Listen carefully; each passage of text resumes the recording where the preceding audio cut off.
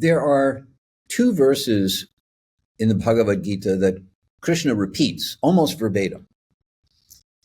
One of them is this idea that it is better to work in accordance with your nature, to be in harmony with your nature, than to try to do the work that is natural for someone else.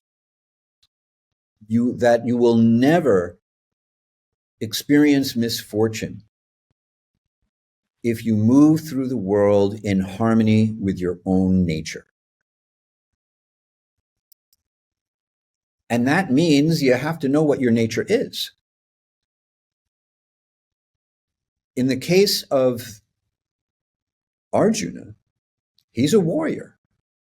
It's his nature to be chivalrous, to offer protection. And Krishna tells him, it doesn't matter if you try to go off to the forest and be a yogi, you're going to be a warrior no matter what, because that's your nature. So that's part of this idea of Dharma. The Gita gives us a framework for finding our Dharma and moving through the world in harmony with our own nature and in harmony with divine order. So let's go into a little bit of the philosophy and then the Bhagavad Gita at a high level, and understand our listeners probably have a great range to very little to much more than Larry and I have on understanding yoga philosophy. How would you just tee up yoga philosophy and then take us into a little bit what the Bhagavad Gita is and why it matters? So yoga philosophy is the study of the means by which consciousness may be extricated from the influence of illusion. We usually begin a look at yoga philosophy with the Yoga Sutras.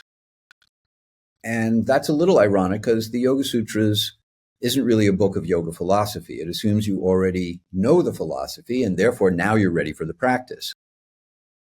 The philosophy includes metaphysics, ethics, mysticism, and theology, and provides us with a toolbook for not only understanding the true nature of the self in relationship to any conception of identity that we have in this one particular lifetime, but it also provides us with a lens through which we can look at the world and understand the world in a very different way than the way we'll understand it without that lens. It really reframes our experience of ourselves, our experience of other people and our relationships, and it reframes our understanding of what the world is, why it works the way it does, and how we should respond to the world. So that's yoga philosophy in a nutshell in terms of what it is and why it's valuable. Yep. That's great. So the Bhagavad Gita. Unlike the Yoga Sutras, the Bhagavad Gita actually is a book of yoga philosophy. And its range is broader than the Yoga Sutras insofar as it covers 4 different paths of yoga as opposed to just one. The Yoga Sutras is about meditative yoga, dhyana yoga. The Bhagavad Gita takes us through karma yoga, the yoga of action, jnana yoga, the yoga of knowledge, dhyana yoga, the yoga of meditation, and bhakti yoga, the yoga of devotion. And unlike the Yoga Sutras, which are codified instructions that need to be unpacked in order to even understand what they say, much less what they mean, the Bhagavad Gita is spoken in poetic verse. and therefore is comprehensive, but isn't laid out in the very terse, systematic way that the Yoga Sutras is laid out. And as poetry, it's actually part of a larger book, the Mahabharata. And by larger, I mean, if you put the Iliad and the Odyssey together, the Mahabharata would still be longer than that.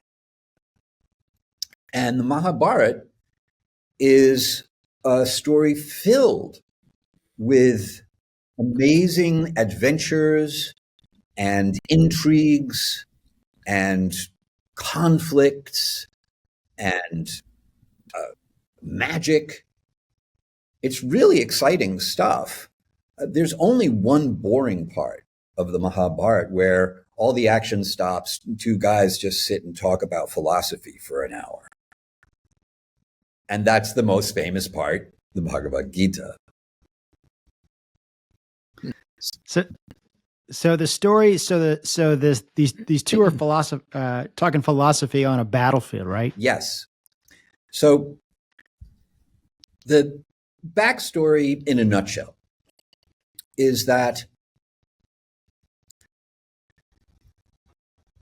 there's a family lineage that splits into two camps. The one camp, called the Kauravas, are the sons and allies of a king named Dhritarashtra, who was born blind. And therefore, even though he's the king for the moment, he's actually the caretaker king until the sons of his younger brother are ready to take the throne. His younger brother would have been the king, but he passed away early due to an unusual set of circumstances. Right. So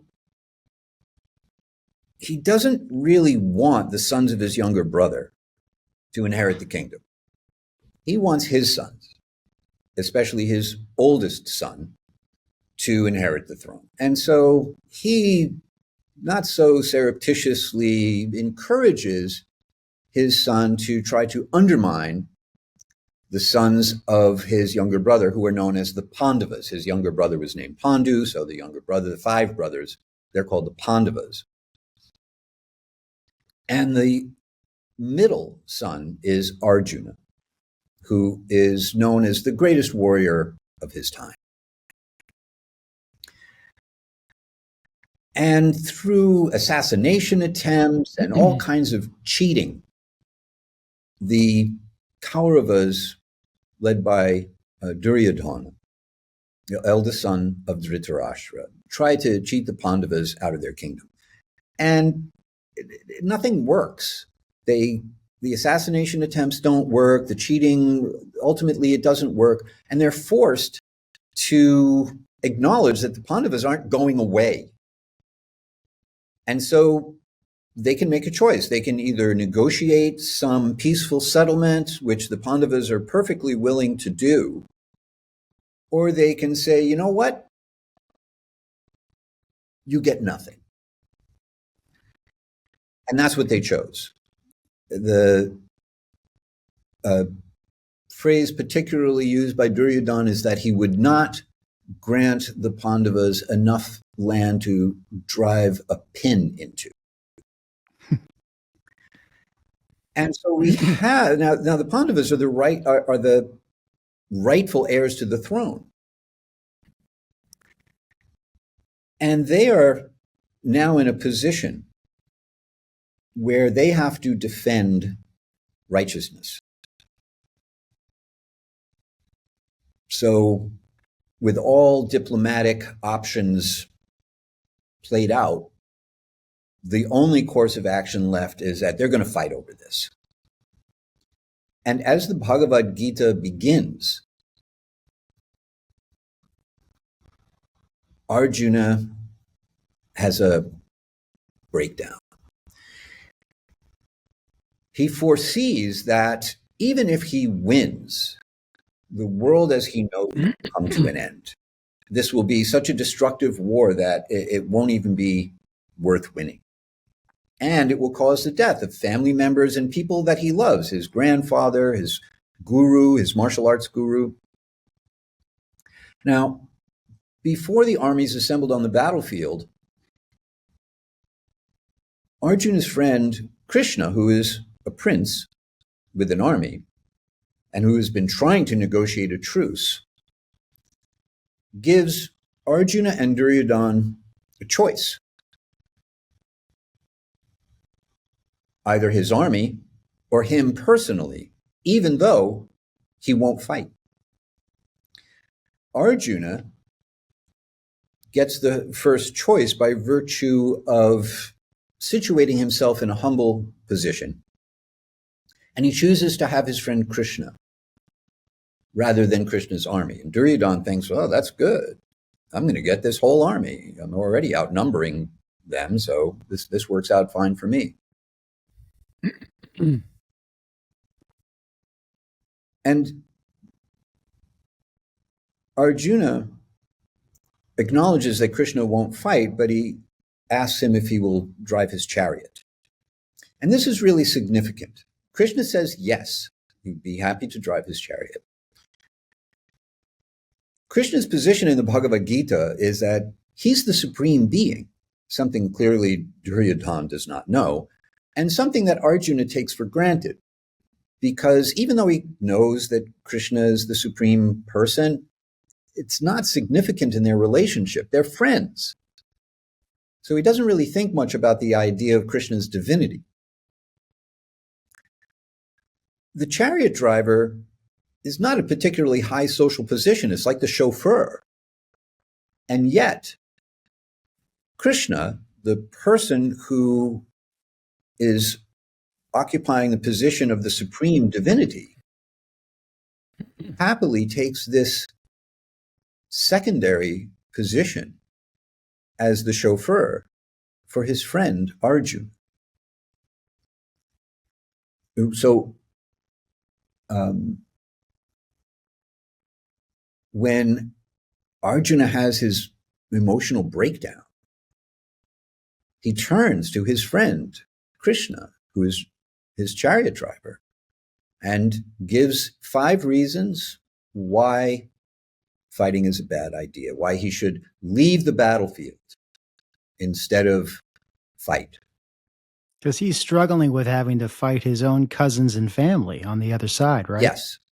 Not only is he struggling with the idea of fighting against family members, and in particular, elders, teachers, grandsires, people who are worthy of his respect. How can he fight with them even if they're going to try to kill him? But he also foresees how the foundation of society will crumble if these people die. And he doesn't really want any part of that. What he wants is for everyone to live happily ever after. And he can't figure out how to make that happen. And he asks Krishna, what should I do? I think I should leave. I think I should go off to the forest, become a yogi, just meditate, live as a mendicant, anything but fight. This is coming from the greatest warrior. Yeah. It's so uncharacteristic. He drops his weapon. He's the world's greatest warrior, and he drops his weapon and collapses into the seat of the chariot. So he's totally having a total emotional breakdown here. And in his confusion, he asked Krishna, please tell me what is the right thing for me to do here? What will serve the greatest good? He doesn't ask Krishna, how can I win? He asks Krishna, what should I do to serve the greatest good? So he's a virtuous guy. He's not interested in fulfilling a selfish desire here. He's interested in serving Dharma. He's interested in doing the right thing.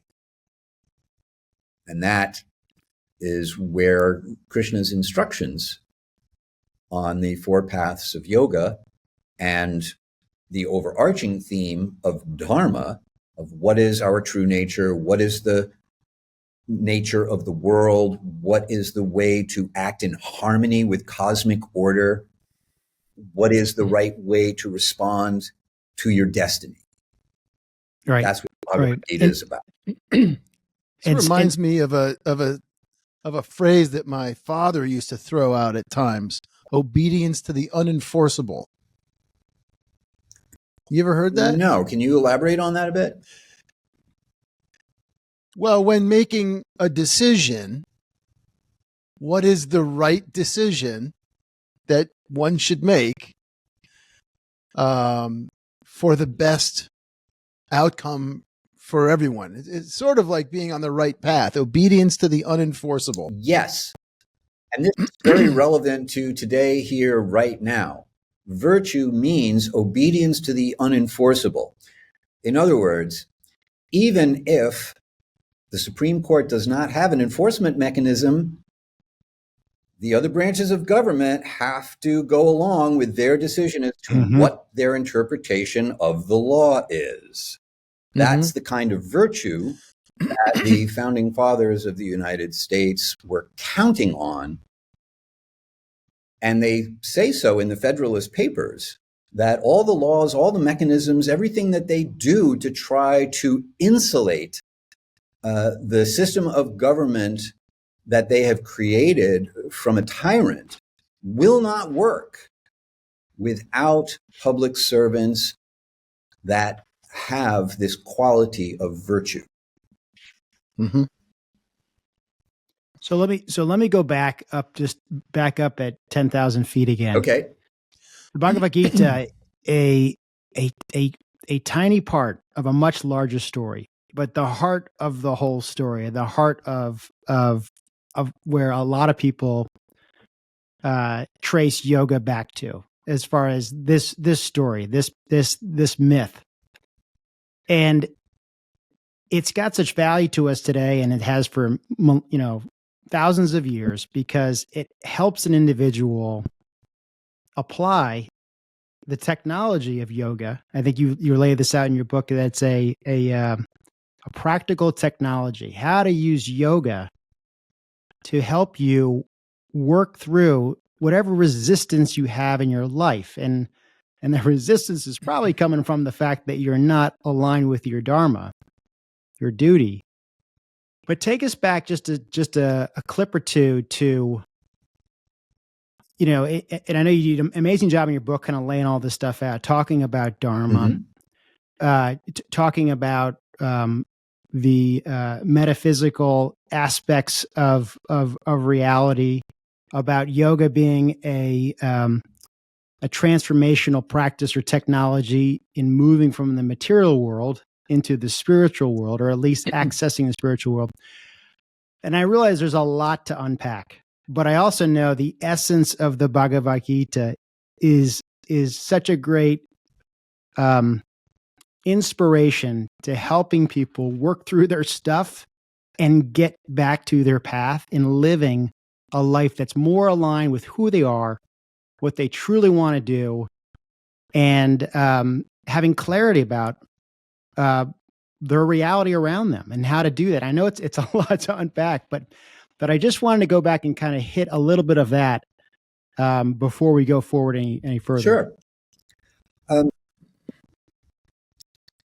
There are two verses in the Bhagavad Gita that Krishna repeats almost verbatim.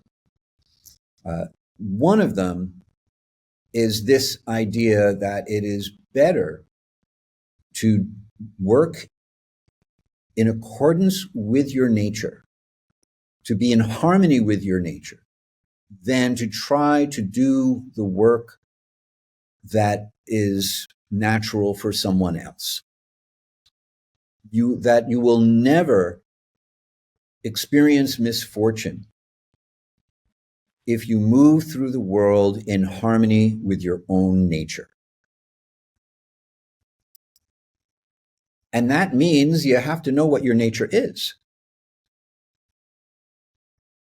In the case of Arjuna, he's a warrior. It's his nature to be chivalrous, to offer protection. And Krishna tells him, it doesn't matter if you try to go off to the forest and be a yogi, you're going to be a warrior no matter what, because that's your nature. Now, yes, we all have our own battles in various ways in our lives, but this doesn't mean that fighting is the only thing we should ever do. For some of us, it's not our nature to be a warrior. For some of us, it's our nature to do something else.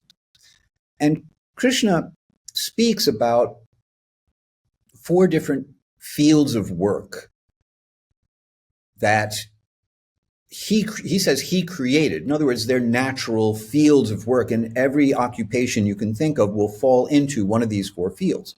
The field of ideas, where the pursuit of knowledge for the sake of knowledge is your motivation.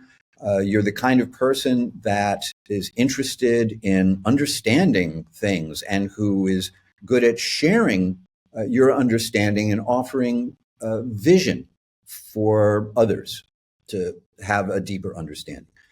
There's the field of government. This is where Arjuna is situated. The field of order and protection, where someone is naturally inclined to be a protector of others.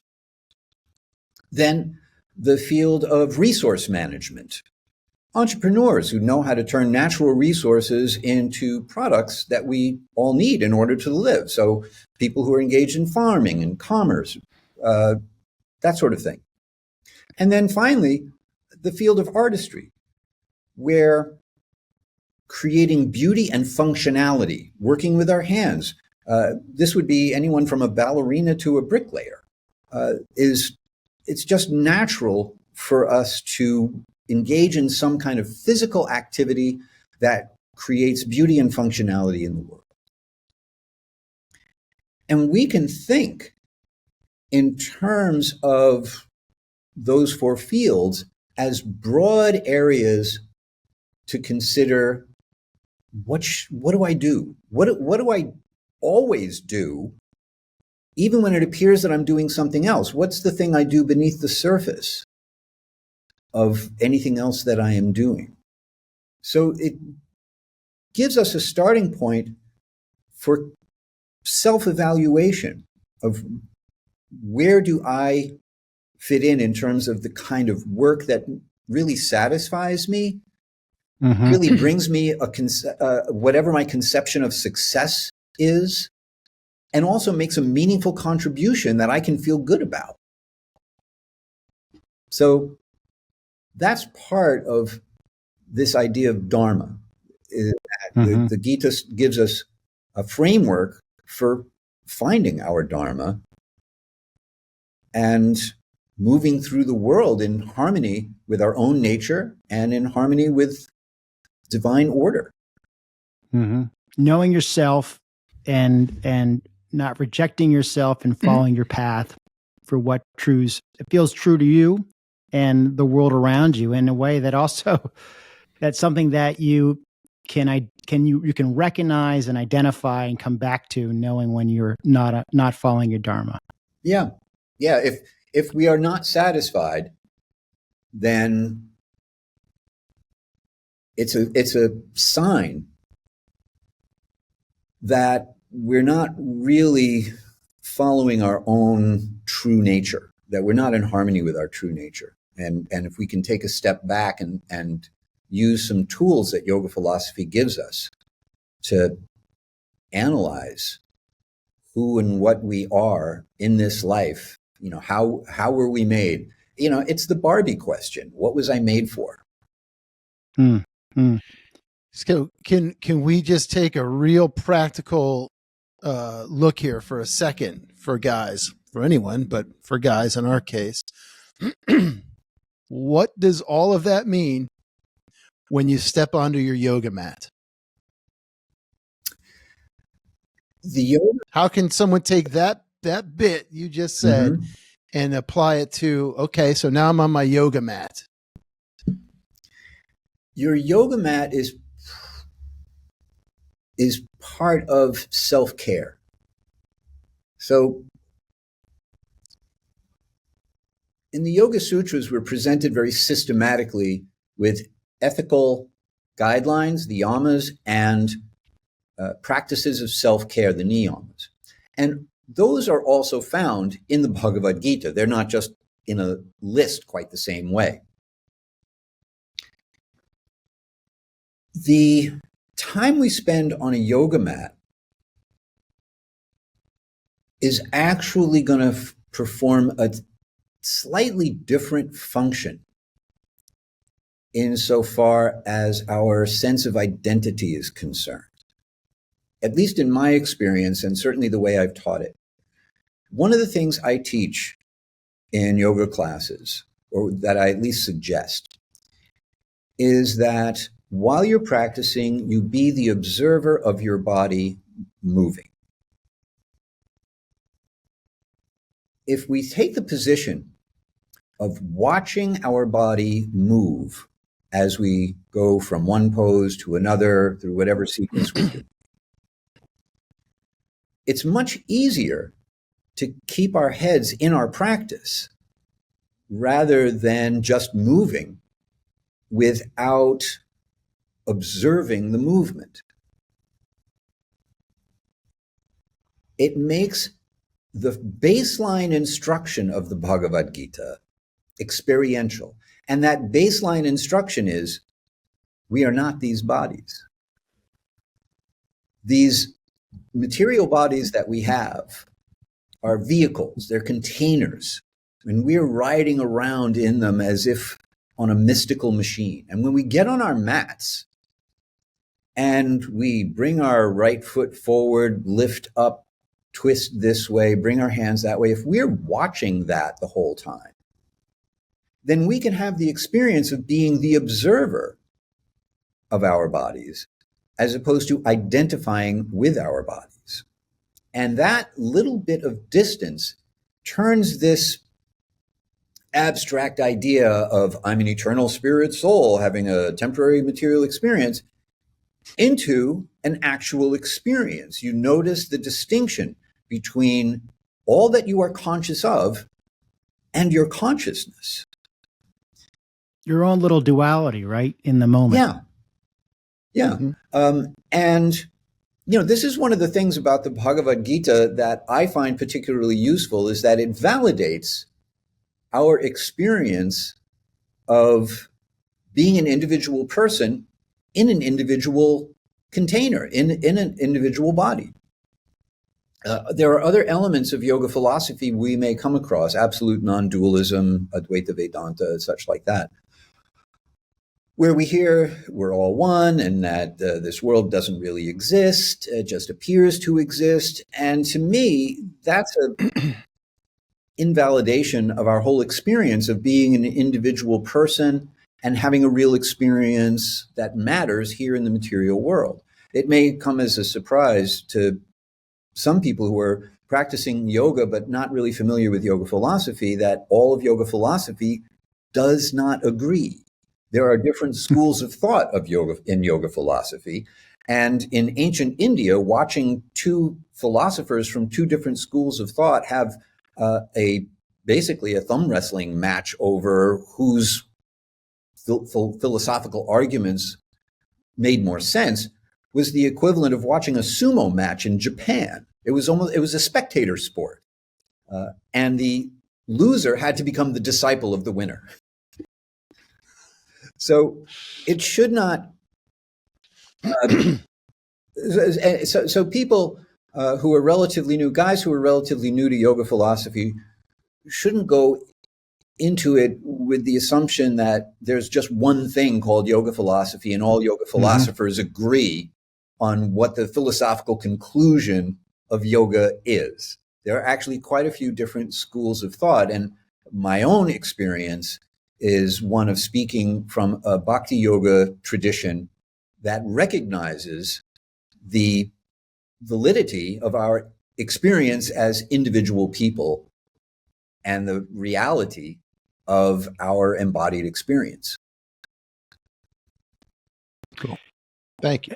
How do you, so I mean, obviously there's a lot to unpack in the Bhagavad Gita. I mean, I read it once many years ago. I recently reread your book, loved it. I just think it's just the most accessible version that I've ever read. I just think you've got so much perspective and personal context and sense of humor, but also the ability to empathize with what the student is trying to process. Like when I read the Yoga Sutras for the first time in my 200-hour teacher training, it was Iyengar's translation. And I remember thinking, like, the first 2 chapters, I was like, all right, I kind of get it. And by the third and the fourth, I was like, I have no idea what I just highlighted front to back.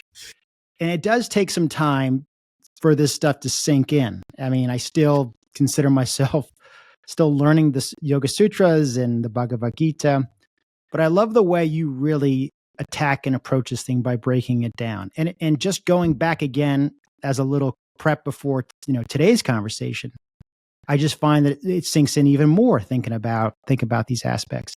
But it can be overwhelming to try to dive right into. And that's why folks like yourself who are just not only passionate about it, but specifically you in having a great talent for taking complex things and understanding how to package them for their audience.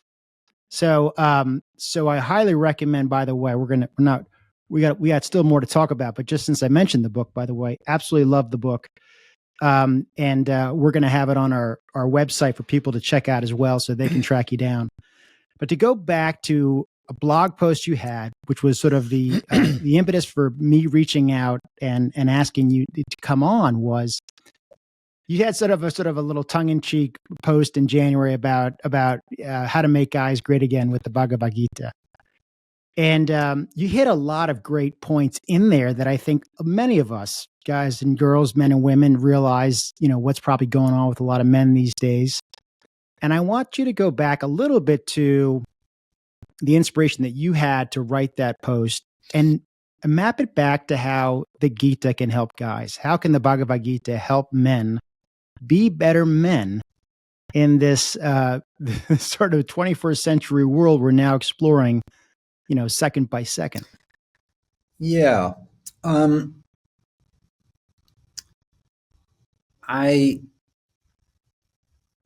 was inspired to write that post by bad male role models, at least guys I was seeing that I didn't think were the kind of men that had the kind of virtue that we spoke about earlier. And there are a number of ways in which the Bhagavad Gita provides us with excellent male role models. These are 2 guys, Krishna and Arjuna. And I thought, how are they models for guys?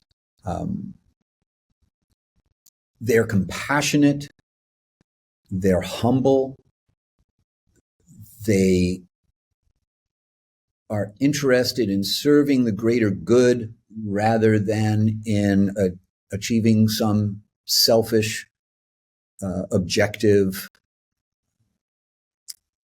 One of Arjuna's first concerns is the fate of women who would be left unprotected if all of the chivalrous guys on the battlefield were to die. Arjuna is not the kind of guy who would ever say to a woman, "Your body, my choice." And in fact, Duryodhana, Arjuna's adversary, took that attitude with the Pandava's wife, Draupadi. And for many people, that incident was what made the Battle of Kurukshetra inevitable.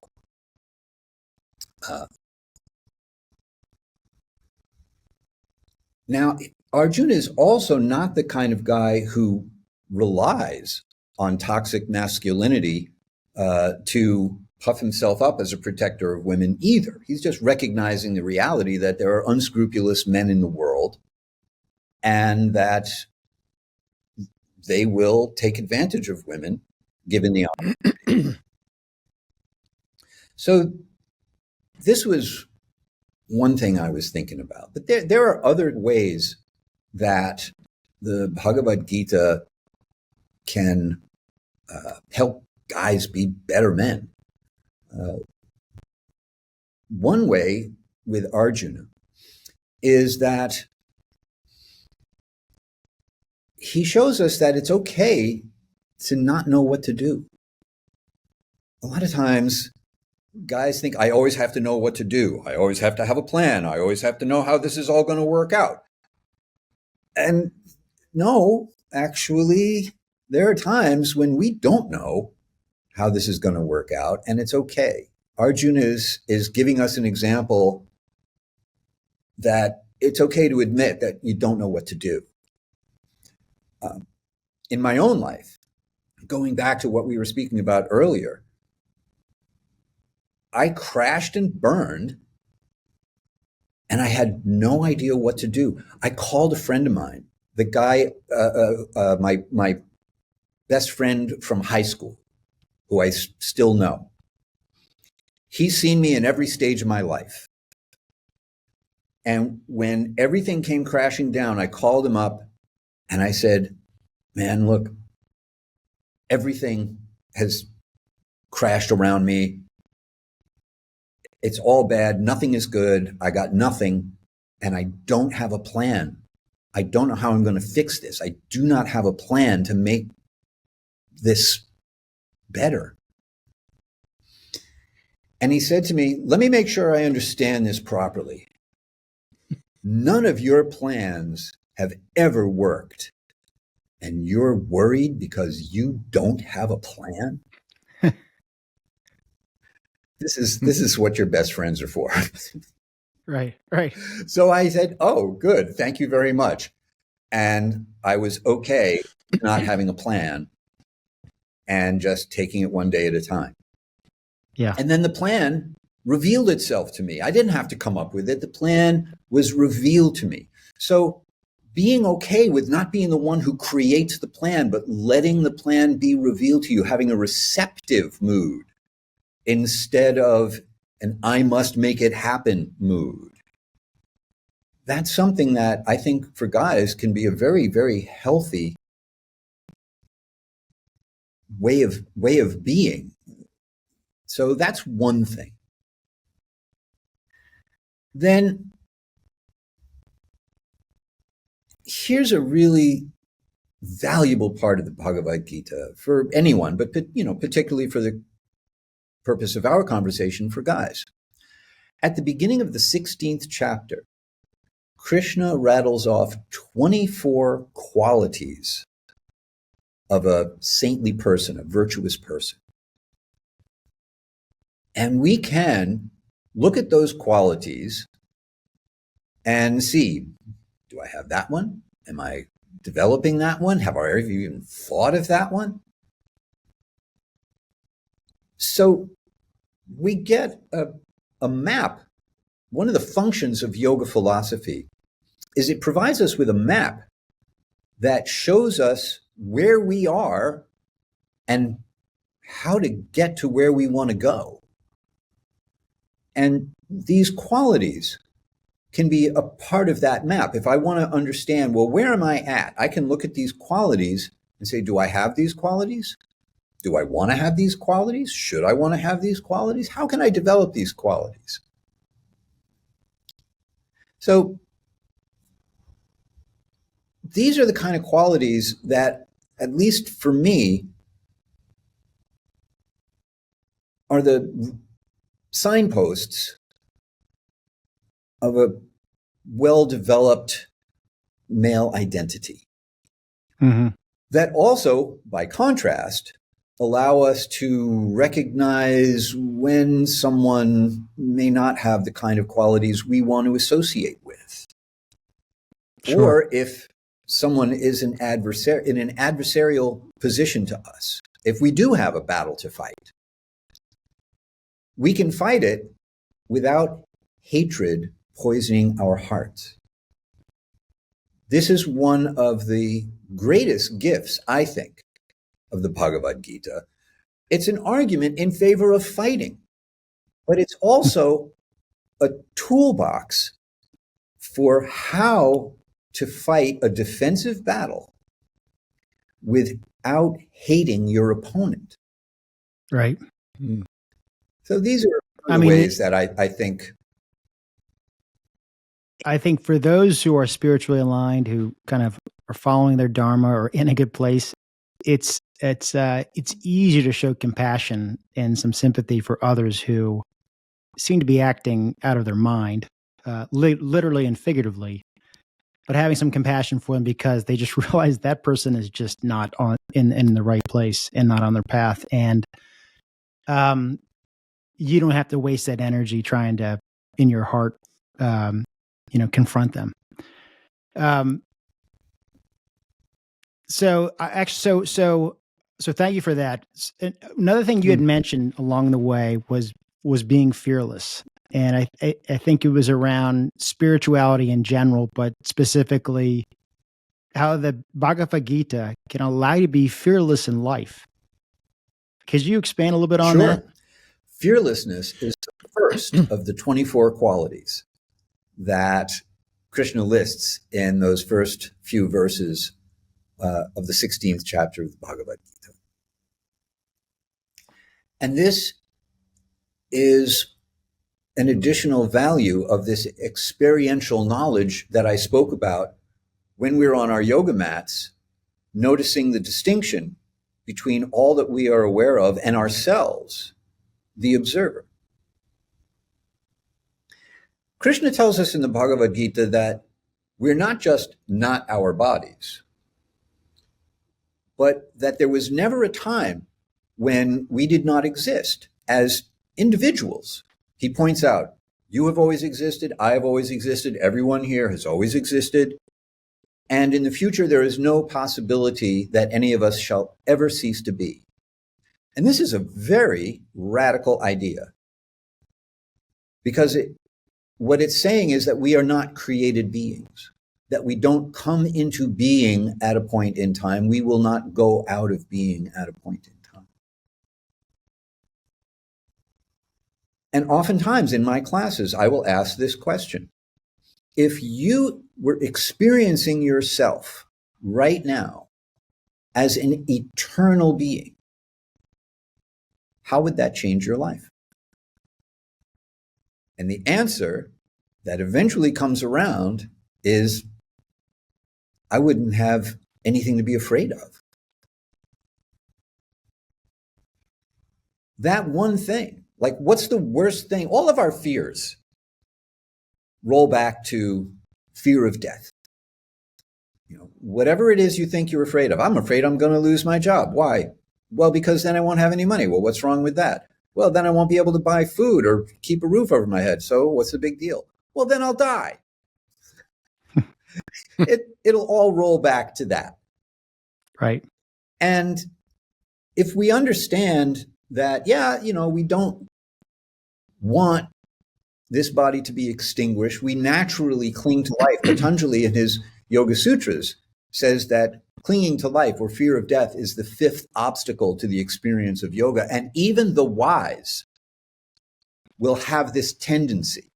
It's just natural for us, because for an eternal spirit soul, the idea of not being is totally unnatural.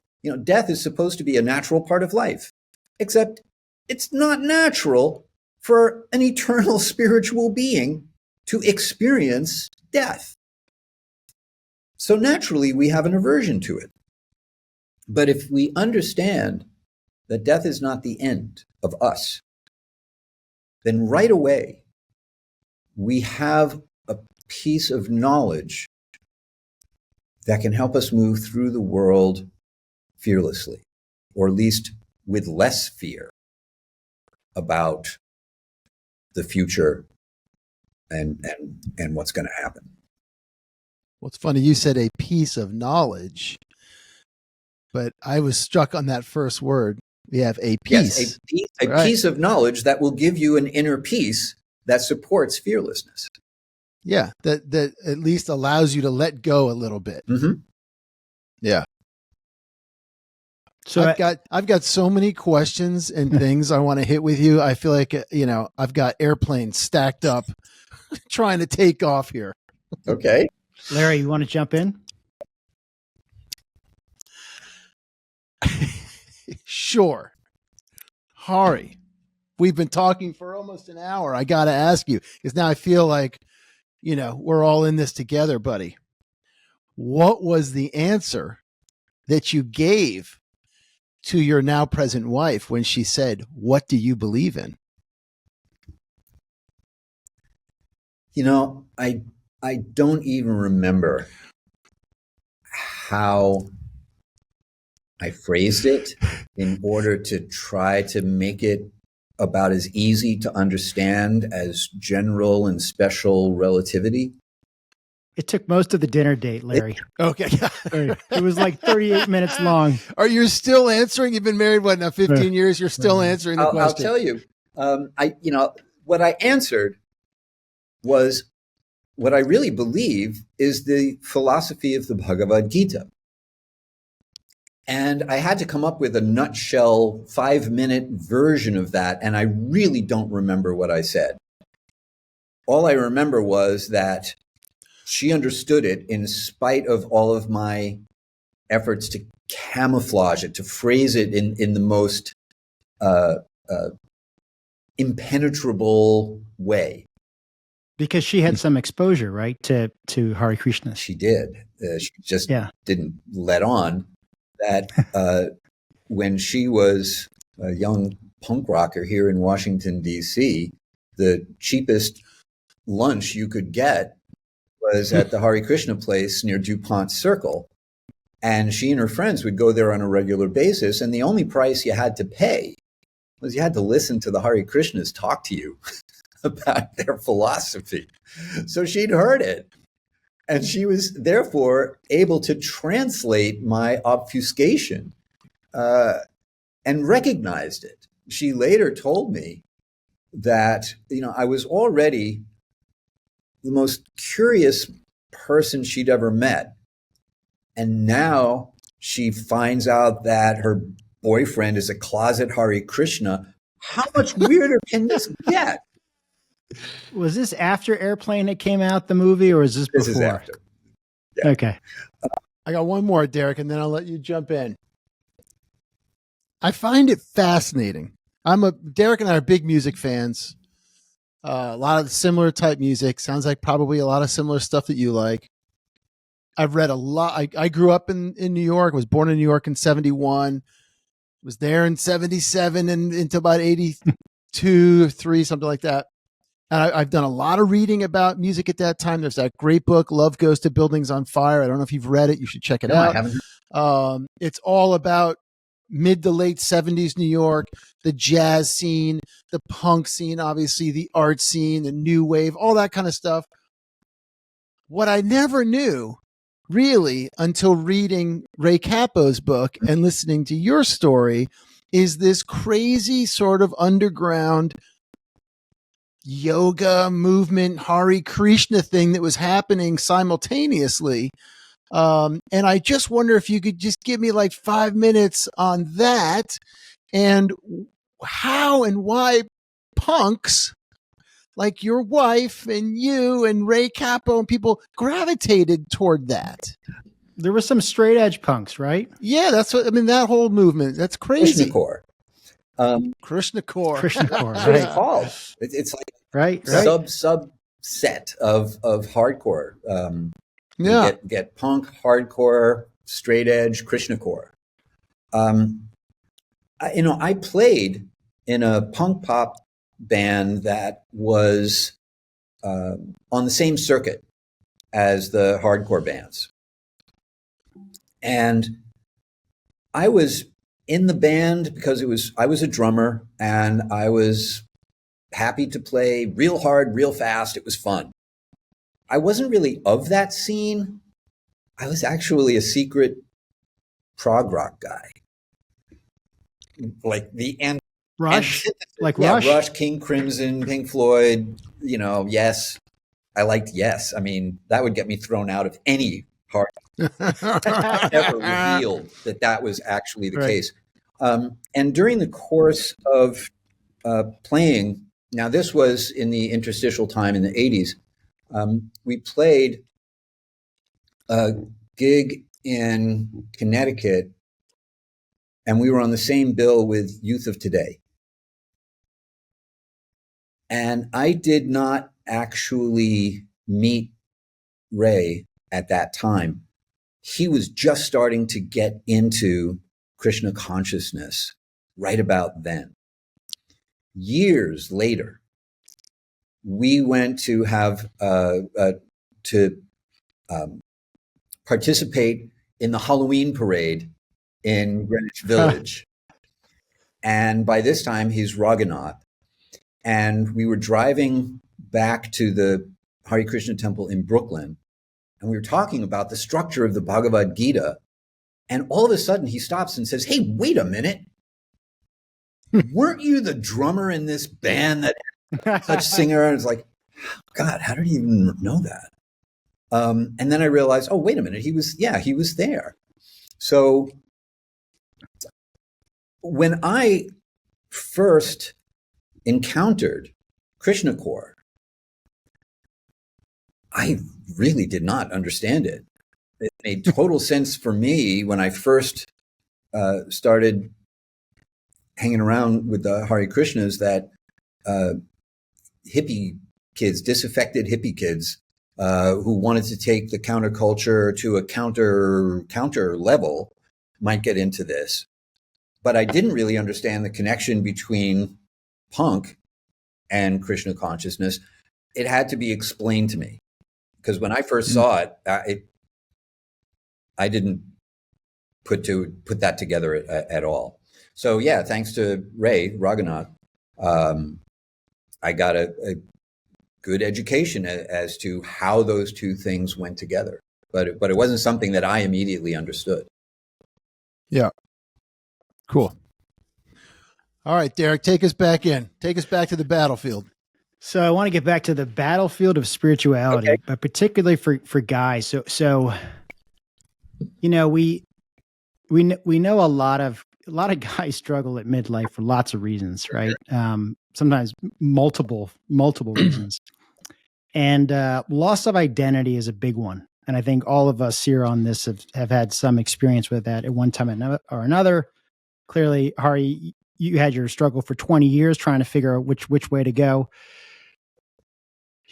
For the guys out there who used to be, a pro athlete, who's no longer a pro athlete, retired, or someone who just can't give up that identity. Brett Favre would retire and then come out of retirement, go back in.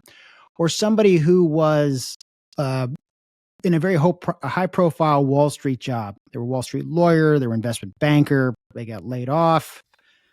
Or somebody who was very successful and was able to retire early, and they don't have to worry about money, but they no longer have their reason to get up and get going besides playing golf or just doing super material experiences. Hari, how would you suggest those who are struggling or consciously struggling with some of that stuff try to find a path into yoga, whether it's for an immediate spiritual intention or an outcome that is ultimately a spiritual intention, whether it's rolling out the mat or picking up the Bhagavad Gita? What would you tell some of those guys if you ran into them at a cocktail party, you were in the elevator or whatever it was, on the tarmac, in the airplane, waiting to whatever? Hey, what do you do for a living, right? What would you tell those guys? Like, how would you even get them to pay attention to consider yoga?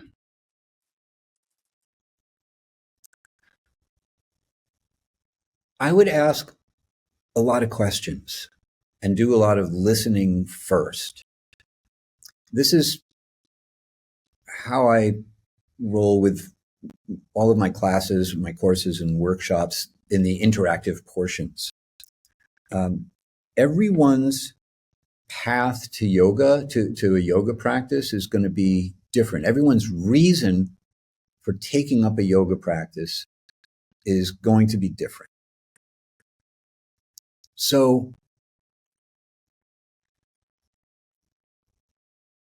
finding out what a person did for a living may not necessarily be the last stop in determining what is their reason for doing a yoga practice. If someone is going to, and then what kind of yoga practice is appropriate for them? What is the one that they need? So for the professional athlete who needs to feel their body, if they're still young enough and they're still in shape, then a vigorous practice like Ashtanga might be right for them. If, on the other hand, their days as an athlete just beat them up, and then they're going to need a different practice. Maybe they should be doing a yin practice. One of my regrets as a yoga teacher is when I first started teaching and living, I was living in DC. I didn't have a car because I didn't need one. But if I had had one, then I would have had the opportunity to drive out to the University of Maryland to teach yoga to the Maryland football team. And all right, don't tell anybody. I watch football. No kidding. Yeah. Crab cakes and football? I grew up with Joe Namath and the New York Jets. We had season Broadway Joe. Yeah, we had season tickets. And so I have this residue of being like, this is how I relax on Sundays. I'm actually very grateful as of this conversation that football season is over and I will not be distracted by it, or at least till next season. But yeah, that would have been awesome to show like the offensive linemen how much deeper you can get into your set when you do pigeon pose for a week before the game. That would have been fun. That would have been awesome. So what kind of yoga do they need? It may be that they need more of a meditation practice, in which case, if their mind is so disturbed, somebody, who had a career that was cut short and now they don't have to worry about money, but they don't know what to do with themselves. Something more contemplative may be what they need, just to settle their mind down enough to be able to focus. So the answer to your question is that it's not a one-size-fits-all practice. I think that guys can and should look to the various kinds of yoga practices that are now very much available, that were certainly not available when Gomez Adams was doing headstand on TV in 1965. There are so many different kinds of yoga that are available to someone. I think that guys who are in the sunset of their careers, who are empty nesters, all of a sudden their kids are not around anymore, and so the center of their attention is elsewhere. They can reinvent themselves. They can rediscover themselves at a different stage of life. Yoga can really help with that. And it's really just a question of which kind of yoga is the yoga that is going to make you open up and be receptive to what comes next. I love it. Well, Hari, I just want to say that this book has been so great. And I love your approach with this. I've said over, I just love the structure and the framework. It's funny. I was talking to a friend of mine who's an English teacher at a school in New England. And I was telling my friend, I was like, you guys should really try to get into the Bhagavad Gita. I said it's going to be probably hard to break it down a little bit for a certain age group, but it's just they're missing out. It's like the like the Odyssey, the Iliad. There's just these great stories and myths, Beowulf, whatever. Like they're classic. And my friend was like, "Wait, isn't that the song?" And I was like, "No, you're thinking of In-A-Gadda-Da-Vida by Iron Butterfly. No, this is the Bhagavad Gita." So I think there's a huge opportunity to get this into more hands, the old and the young. I think it does take a little work to, process and understand how it's framed up. I love what you're doing. I mean, it's always great to see somebody truly living their Dharma and who's been through the grist. You spent a couple decades figuring your stuff out. You found your passion. You got a little help by your wife and saying, I think you're into this stuff and it's cool and I'm good with it as long as you're picking up the check. But I do think it's great and it's refreshing and it's invigorating to see somebody who is really following what they love and having a lot of fun, taking all their great analytical abilities and synthesizing something that's just really so approachable and accessible and enjoyable and something you can keep returning back to keep taking more out. So thank you so much for being on. We were super fired up to have you. We're going to promote links to your website, to your social. We're going to have your book on our website as well for guys to track down. And we know you have a ton of great workshops and training. And one of the things we love to do on our website is just put up studios and teachers that we recommend in the country, as well as workshops and retreats. And we just stick it up there so guys can find this stuff. So we're going to do all that. And we'd love to get you back someday again to talk more about yoga philosophy. But this was great. So thank you so much. Thank you very much for your kind appraisal of my book. I really, really appreciate it. I've had a wonderful time talking to you guys. I will have courses and workshops that will take the philosophy of the Bhagavad Gita into the realm of the practical application of how you can actually use this in your life. So I appreciate that you're going to be letting your audience know about it. And just for the record, I saw the Iron Butterfly at Westbury Music Fair when I was a kid. So no kidding. I love it. I love it. I was there. I love it. I've been checking out your website here on the side, and there's a lot of really cool stuff to choose from here, like the yoga teacher mentorship and the spiritual mentorship and stuff. And I just want you to know, Derek knows this. I think I retold him yesterday, but he and I both live crazy lives. He's got a newborn. I have a 9-year-old, 9 different jobs, the whole thing. And so he mentioned we were going to have this guy. I saw this guy. I read this post. He's great. Hari-kirtana, gosh, we got great. Cool. He wrote the Bhagavad Gita. Okay, great. And I'm getting on with my thing. And it's right around Christmas. And I teach up here in Connecticut. I teach in New Jersey. And my gift for all of my students this year was the Bhagavad Gita. Not your copy. I didn't know about your version. And so I gave that out. And as I gave it out, I teach a guy's class on Friday mornings. I said, this is like the next step in people's practice. When you want to go deeper, this is sort of where you go. And I use the Odyssey as a little catchphrase. You got to check it out. So I give out these copies, and like 4 or 5 days later, this package arrives at my house, and I open up the package, and it's your version of the Bhagavad Gita, which I just put my address in that email chain that we did, right? I was like, okay, yeah, there's a book coming. Okay, great. And then that thing showed up, and I was like, man, that is some yoga shit right there. And wait, a signed copy, Larry. Come on. Yeah, a signed copy. No, yeah, 100%. Very cool. Very cool. And one of those little life taps of like, something bigger. Yeah, stay with it. Something bigger is watching, and you need to, you still need to be the student always, right? As much as I'm the teacher for people, I still am the student. So thank you, man. This was awesome. Well, thank you very much. I'm really, really very honored and very enlivened to hear that you guys like my presentation of the Gita so much, and that you've found value in it. And so thank you very much. It was great. Thank you. All right, let's do this again someday. I'm looking forward to it.